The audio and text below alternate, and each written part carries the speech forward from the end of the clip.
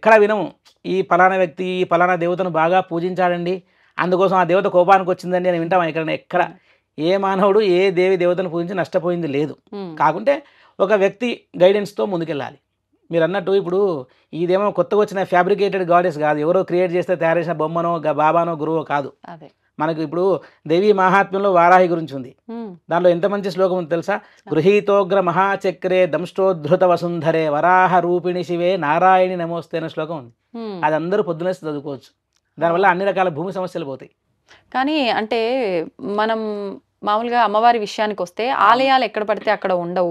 ఇదొకటి దృష్టిలో పెట్టుకుని ఏమంటున్నారంటే అమ్మవారు ఉగ్ర రూపము. కాశీలో మనకి అమ్మవారి గురించి మనం ఎక్కువగా వింటూ ఉంటాం. అక్కడ అమ్మవారిని డైరెక్ట్ వెళ్ళి దర్శించుకోవడానికి అవకాశం ఉండదు, సమయం కూడా కొంత పరిమితి మాత్రమే ఉంటుంది. మరి మిగతా అమ్మవార్లకు ఇలా ఉండదు అంటే నిజంగా ఈ అమ్మవారి ఆరాధన ఇదంతా అందరూ చేయకూడదేమో, ఉపాసన తీసుకున్న వాళ్ళు మాత్రమే చేయాలేమో, ఈ ధోరణి ఎక్కువైపోతుంది. వీటికి తగ్గట్టుగా ఇలా చూసేవి కూడా కొన్ని దానికి ఆధారంగా తీసుకోవాల్సి వస్తుంది. ఏం లేదు, ఇప్పుడు మీరు అన్నట్టు కాశీ ఒక్క విషయాన్ని తీసుకోవడం సరే. కాశీ అంటే అమ్మవారి క్షేత్రపాలిక అండి. కాశీ క్షేత్రాన్ని అమ్మవారు రక్షిస్తుంది. కాలభైరవుడు, వారాహి వీళ్ళందరూ కూడా ఆ కాశీ నగరానికి వాళ్ళు ఆ మొత్తం దానికి వాళ్ళు రక్షణ కల్పిస్తూ ఉంటారు. ఒక కాశీ అనేటువంటి పుణ్యక్షేత్రంలో మాత్రమే మనకు వారాహికి సంబంధించి అట్లాంటి ఒక నియమం ఉంది.